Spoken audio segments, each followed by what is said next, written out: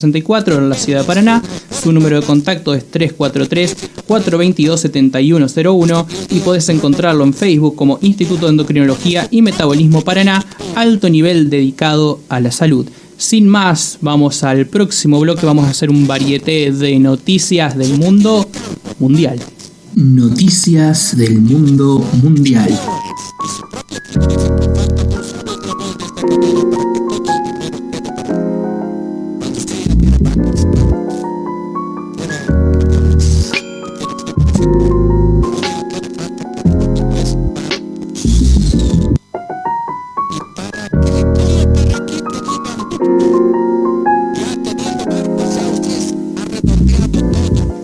Bueno, tenemos una interesante selección de noticias que hemos hecho para el programa de hoy. Ya estamos cerquita de hablar de un poco del tema principal, que va a ser respecto a la discusión del CONICET. Vamos a tener un invitado muy especial para eso, que va a ser Juan Legaria, un licenciado en comunicación social y becario del CONICET.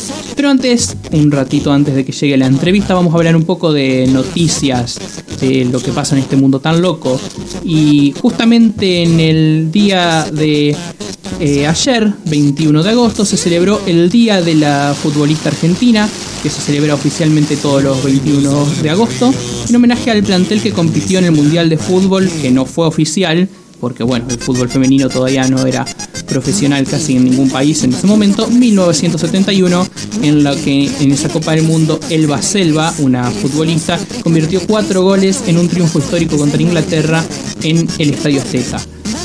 En aquella Copa del Mundo, que se jugó en México entre el 15 de agosto y el 5 de septiembre de 1971, participaron 6 selecciones en la que Argentina, perdió 3-1 contra México en el debut. Después tuvo ese partido histórico contra Inglaterra que valió esta efeméride y cayó en el tercer puesto contra Dinamarca. Como fue el torneo, no era oficial, no hubo podio, pero bueno, es importante mantener este día en la memoria para que las compañeras de fútbol femenino que siguen peleando para que la profesionalización que se hizo efectiva hace unos pocos años en nuestro país pueda seguir trayendo mayor calidad, mayor oportunidades para todas las chicas que quieran jugar el fútbol en este ambiente tan marcado por el machismo y por la falta de oportunidades. Este día sea un recordatorio para que mantener la lucha, ¿no? Sí, no, y fíjate la cantidad de años que tuvieron que pasar para que hoy podamos hablar de un fútbol femenino profesional, pero que no está a la altura de los recursos que se destinan y de la propaganda que se destina al fútbol masculino. Por cierto, el gol que hizo Sofía Brown contra Sudáfrica en el empate 2-2, el que fue el 2-1, está nominado para mejor gol del Mundial, así que pueden entrar a la página de la FIFA y voten por Argentina. Y mientras tanto, hubo la final del fútbol femenino, se celebró el día anterior, el 20 de agosto, y fue una disputa entre España e Inglaterra y ganó la selección ibérica 1-0, fue su primer título mundial. Sabemos los trofeos mundiales femeninos están marcados por la superioridad de Estados Unidos principalmente y de los países escandinavos, pero esta vez España dio la nota y venció 1-0 a Inglaterra, y fue una jornada que lamentablemente, un día que fue tan feliz para la selección española, quedó un poco empañada por la polémica que rodea al presidente de la Federación Española de Fútbol, Luis Rubiales, que en un acto cuanto menos bastante poco profesional dio un pico, se podría decir vulgarmente, pero de una forma bastante violenta, a la futbolista Jenny Hermoso durante los festejos de la victoria del Mundial de Fútbol, cuando se estaba realizando la entrega de premios y el presidente estaba al lado de las autoridades correspondientes. Le agarró prácticamente así de la cara y forzó a darle así un pico, se podría decir. No es el primer antecedente que tiene el señor. Sí, no, ya tenía sus antecedentes, porque en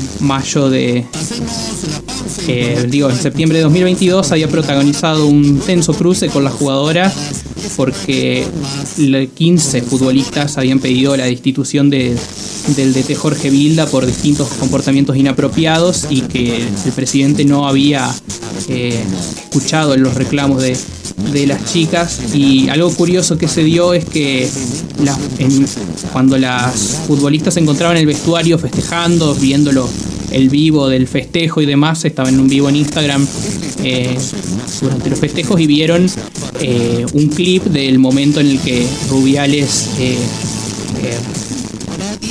protagoniza este episodio con Jenny Hermoso, y la chica dice así en tono de un poco de sorpresa, pero ¿qué hago yo? Mírame a mí, no me ha gustado. Y es una reacción que se ve totalmente espontánea, que se ve como que realmente está reaccionando pocos minutos después o pocas horas de la situación, y su reacción es de estar confundida, estar desconcertada, sí, incómoda, digamos. Incómoda, como naturalmente se puede sentir. Y ella al día siguiente como que puso un poco de paños fríos en el asunto, que hizo como un gesto de bajar las aguas, en el que declaró: fue un gesto mutuo, totalmente espontáneo, por la alegría inmensa que da ganar un mundial. El Presi y yo tenemos una gran relación. Su comportamiento con todas nosotras fue de 10 y fue un gesto natural de cariño y agradecimiento. No se puede dar más vueltas a un gesto de amistad y gratitud. Ganamos un mundial y no vamos a desviarnos de lo importante.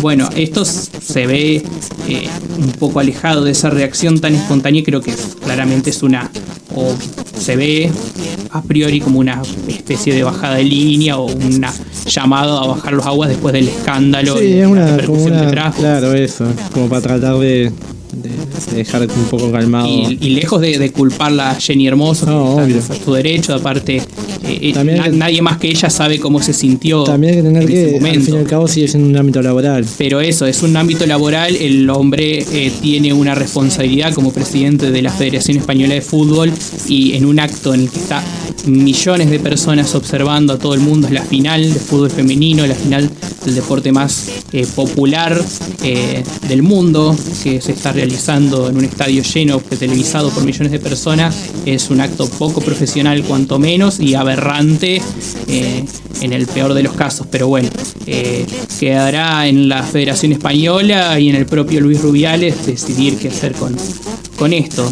Él mismo salió a pedir disculpas y dijo unas disculpas un poco raras, ¿viste? Esas tipo de disculpas de, bueno, perdón si te ofendí, ¿viste? Disculpas que no se sienten muy genuinas. Seguramente me he equivocado, lo tengo que reconocer. En un momento de máxima efusividad, sin ninguna mala intención, ocurrió lo que ocurrió, de manera muy espontánea y sin mala fe de ninguna de las dos partes. Lo veíamos como algo normal, pero fuera se ha generado un revuelo, porque desde luego que si hay gente que por esto se ha sentido dañada, tengo que disculparme, no queda otra. Bueno, ese tengo que disculparme, no queda otra, que si hay gente que se ha sentido dañada, son como, viste, estas disculpas con condicionantes, como bueno, si te ofendí, perdón, pero como que no en ningún momento como que toma responsabilidad del hecho. Un poco más está decir, bueno, que mal su cara que se cruzó con mis labios a punto de darle un beso, no sé. Che, y hablando de disculpas, después seguimos porque tenemos otra de fútbol. Pero hablando de disculpas, la candidata está de La Libertad Avanza, Ramírez.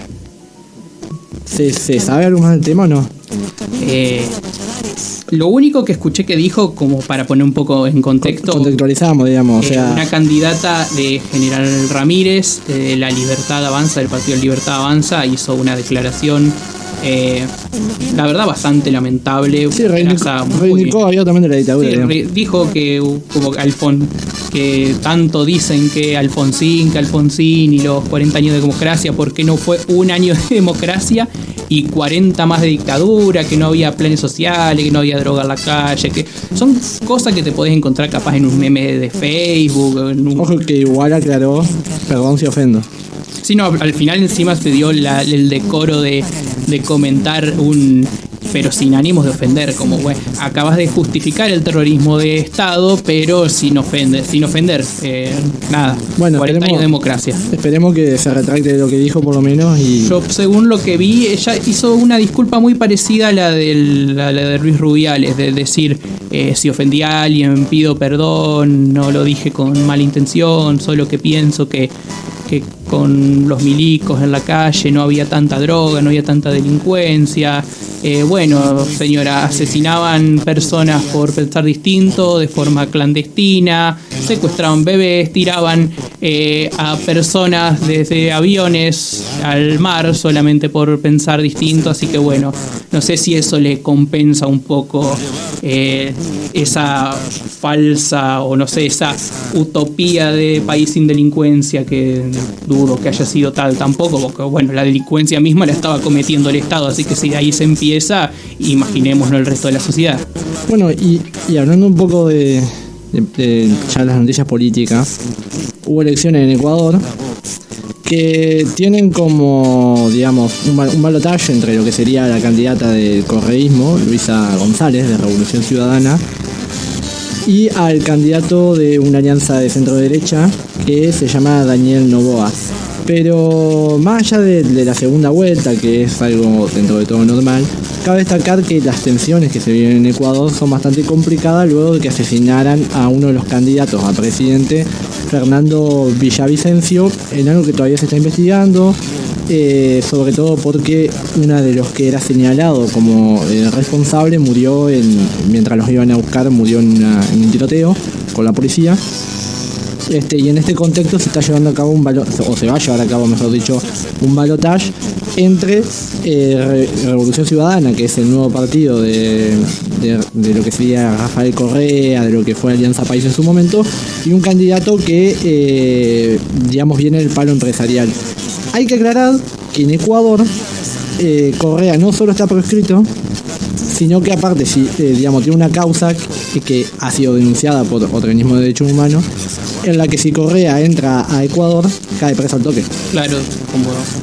Y, digamos, esta candidata que tiene, que va al balotaje, tiene una trayectoria bastante interesante. Empezó, digamos, en el gobierno de la Revolución Ciudadana en el 2008, trabajó como asesora de la Secretaría de Comunicación e Información de la Presidencia, ha ocupado una serie de cargos hasta que fue secretaria de la Administración Pública de Ecuador en 2017, pero duró unos meses porque Lenín Moreno destituyó ese ministerio, esa secretaría, perdón, y ahí fue cuando se dio el cambio de política de Lenín Moreno, de todo lo que era lo público hacia lo privado, y es el punto de partida donde rompe el sector de Lenín Moreno con el sector de Rafael Correa y se genera toda esta crisis que hoy hay en Ecuador, que lamentablemente ya tenía, digamos, de hace bastante tiempo, pero lamentablemente ha terminado con un candidato a presidente que fue asesinado, ¿no? Quiero hacer una pregunta, Brian, sí, sobre las elecciones de Ecuador. Son elecciones anticipadas, ¿no? Son elecciones anticipadas porque hubo una vacancia contra Guillermo Lasso por las políticas que estaba tomando, que no le gustaron a la mayoría. En esto coincidieron todos, tanto la derecha como la izquierda pidió la vacancia de las elecciones anticipadas. Y cabe destacar que Daniel Noboa, con el partido, lo habíamos dicho arriba, con la Alianza Acción por la Democracia, es la primera vez que, digamos, se presenta para presidente, y el partido también. Su trayectoria es más en el mundo empresarial. Llegó a la política en 2021 como candidato a la Asamblea Nacional y desde ahí ha crecido, digamos, con esta lógica también un poco, ¿no?, de todo el poder para lo privado, el mercado y demás. Pero un poco de la mano también de lo que pasa, digamos, acá en Argentina, pero también lo que pasa en Guatemala. Guatemala, exactamente, en Guatemala. Porque, ¿qué pasó en Guatemala? En Guatemala hubo elecciones y, a ver que voy a buscar los datos, porque no me acuerdo los nombres. Fernando Arévalo de León, si no me equivoco. Encuesta. Él fue el ganador de un balotaje. Mirá cómo son las cosas, ¿no? Que yo me enteré recién que había una segunda vuelta en Guatemala este domingo. O sea, no sabía está bien que coincidió con nuestras elecciones y demás, pero no sabía que había una segunda vuelta. Cabe destacar que hay como una especie ahí en Latinoamérica, digamos, va más allá de la izquierda y la derecha, en la que los partidos nuevos tienen mucha importancia. Porque es el candidato del Movimiento Sevilla, que es un movimiento que se fundó en 2017, la primera vez que se presenta a las elecciones presidenciales y las gana. Pero antes de eso, antes de poder presentarse y de llegar al balotaje, tuvo un conflicto ahí con la Fiscalía que buscó inhabilitar su candidatura. Eso, o sea, si bien es cierto que no nos vamos a meter en cuestiones que tienen que ver con lo que son los problemas de Guatemala, sobre todo porque, digamos, también tenemos nuestro problema, sí es cierto que un partido, digamos, de derecha en Ecuador tiene la posibilidad de gobernar siendo nuevo, siendo una fuerza nueva. Un partido de centro izquierda tiene la posibilidad de gobernar en Guatemala ganándole a lo que era el UNE, que era el partido tradicional de Guatemala. Va a gobernar, de hecho. Y acá en la Argentina pasa algo similar con la Libertad Avanza, que es la primera vez que se presenta a las elecciones, claro, ¿no? Un poco de la mano. Quizás más que, porque mucho se habla de como una especie de síntoma de que la derecha está tomando avanzada por desgaste de los partidos tradicionales y del sistema político en general, de la descreencia con el sistema político tradicional que ha sido a nivel mundial. Creo que se ve esta crisis y por eso también han emergido muchas derechas, ultraderechas, extrema derecha, como quieran decirlo, a nivel mundial. Pero en el caso de Guatemala es interesante ver que quizá no es que la gente busque en sí una derecha, sino lo que busca es un poco una respuesta que esté por fuera de los partidos. Sí, sobre todo porque las propuestas son... Las propuestas dentro de todos son similares, digamos. Hay resolver los problemas micro y macroeconómicos y el tema de la corrupción y la inseguridad. Eso es lo que, digamos, está en la agenda como para tocar. Pero bueno, yendo más a lo nacional, hubo un aumento del boleto interprovincial. Sí, lamentablemente, bueno, esta es una problemática que se hace cada vez más común, más para los estudiantes que viajan desde el interior para estudiar. Yo en mi caso soy uno de ellos, de Brian también, él es de Rosario del Tala, yo soy de Hernández, departamento de Nogoyá, ambos. Y los nuevos valores indican que que el pasaje de Paraná a Diamante, que estaba a 700 pesos, ahora cuesta 800. De hacia Crespo pasó de 650 a 750 pesos. Y de Libertador subió de 800 hacia 900 pesos. Y viajar hacia Federal, que un boleto que antes costaba 2.850, ahora vale 3.300. Y Bobril aumentó de 7.500 a 2.000. Ha sido un aumento de aproximadamente del 10-15%, que lamentablemente son cosas que no se nos suman al constante suma de todos los gastos que tenemos que hacer por mes los estudiantes, y viajar se hace cada vez más complicado. Antes, cuando nosotros recién empezamos la facultad, íbamos prácticamente todos los fines de semana a nuestras casas. Ahora 72 pesos estaba el pasaje. Sí, yo creo que estaba 40, 50 pesos el pasaje. Yo todavía colecciono un pasaje, de eso para mostrárselo a todo el mundo. Tendría que ponerme a buscar, pero estaba más o menos por ahí.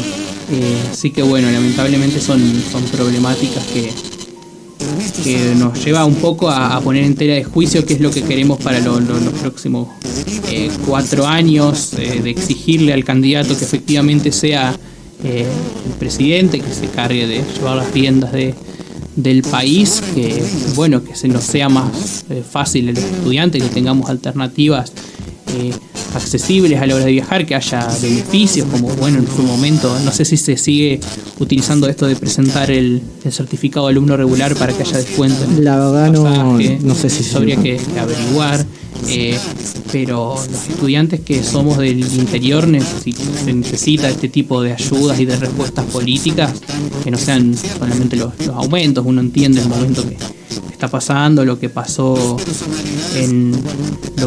después de las elecciones del domingo, la devaluación que hubo, los aumentos que hubo en todo, pero igual es algo para repensar entre tantas otras cosas para los 4 años que quedan. Así que ha sido una semana movidita. A vos que te gusta el fútbol, Brian, ¿cómo lo ves a Tevez para dirigir Independiente? No sé, la verdad, creo que ¿Qué tanto... opinión como bostero te merece, Sí. Carlito? Mirá, yo a Tevez lo banco como futbolista, tengo que decirlo. Pero como director técnico, no sé. Ahí tenés que opinar vos, que Yo soy hincha de Central. Yo soy hincha de Rosario Central, señoras y señores, y sí tuve la experiencia de Carlos Tevez como DT. Tuvo un paso muy irregular, no estuvo tan mal para hacer una primera experiencia como técnico. Creo que en ese sentido A mí lo hubo que- primerizos mucho peores en Central. A mí lo que me da miedo igual es Tevez, más bostero que yo. O no, yo soy más bostero que él. Pero Tevez, Fuertes declaraciones, el campeón de la Copa Libertadores, Tevez, fanático de Boca, en Independiente, clásico rival de Boca, yéndose a la B en este momento Independiente porque entró en zona de descenso, ¿no? Está en este momento hay un triple desempate entre Colón, Independiente y Huracán. Y yo creo que es más pesado en ese sentido cuando hay un grande peleando el descenso, como que es más pesado que... Y están Central Córdoba, Santiago del Estero, Gimnasia, Banfield a 2 puntos, pero no es lo mismo estar con esos clubes teniendo la presión de descender que en un gigante de América como es Independiente, que además lo rodea el fantasma de que puede ser su segundo descenso En 10 años. en 10 años, y para un grande como que tener el peso de descender 2 veces en tan poco tiempo es fuerte. Como que decir cuál va a ser el grande que descienda por segunda vez, como un peso que le va a quedar. Y bueno, si Carlitos, como te digo, Central no era un momento delicado. Central no tan delicado como Independiente, porque Central dentro de todo tenía posibilidades de sumar puntos, sí. Y seguir. Independiente es como que ya necesita sacar puntos, porque si no, efectivamente se puede terminar yendo al descenso. Yo creo que es peor para Independiente que para Tevez en realidad. Porque fueron a buscar a un técnico, digamos, que recién está empezando, porque no consiguieron a nadie. Es que en realidad, Independiente buscaba a Holland, buscaba Alfaro, Sí, pero ninguno atendió el teléfono. técnicos así de renombre, de peso, como lo era el mismo Russo Zielinski. Pero lamentable, bueno, veremos cómo le va a Carlos Tevez como Esperemos que le vaya bien. Independiente. Y bueno, mañana estará el partido cuarto final de Copa Libertadores de Boca Racing. ¿Cómo vivís esa expectativa, Brian, vos como hincha de Boca? No, hay que ganar la Racing, efectivamente. Efectivamente. Y después hay que ver. Los dos mundos, los clásicos de Avellaneda, Racing en cuarto final de Copa Libertadores, Independiente peleando por no descender. Por suerte nosotros River que fuera. Comentario de color y ya cerramos el bloque. Buenísimo, bueno, ahí está el comentario de Bostero Termo de Brian Paniza. Terminamos el bloque de noticias del mundo mundial, como decidimos llamar este bloque. Vamos a pasar y vamos a poner un temita de él mató a un policía motorizado. Vamos a poner medalla de oro y dentro de poco vamos a estar con el tema principal de la jornada de hoy y la entrevista a Juan Legaria. Vamos con el tema.